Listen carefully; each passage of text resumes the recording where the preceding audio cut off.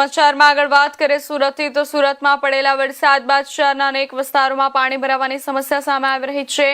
વિસ્તાર નજીક આવેલા નવીન ફ્લોરિંગ રોડ પર વરસાદી પાણી ભરાઈ જતા વાહન ચાલકો અને સ્થાનિકોને ભારે હાલાકીનો સામનો કરવો પડી રહ્યો છે। પાણીના નિકાલની વ્યવસ્થા સામે ફરી સવાલ ઉભા થયા છે।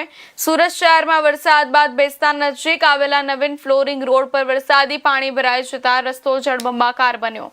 રોડ પર પાણી ભરાવાના કારણે વાહનોની અવરજવર ધીમી પડી ગઈ હતી, જ્યારે સ્થાનિક રહેવાસીઓ અને રાહદારીઓને પણ ભારે મુશ્કેલીઓનો સામનો કરવો પડ્યો હતો। સ્થાનિકોના જણાવ્યા મુજબ થોડા સમયના વરસાદમાં જ રોડ પર પાણી ભરાઈ જતા ટ્રાફિક પર સીધી અસર જોવા મળી રહી હતી।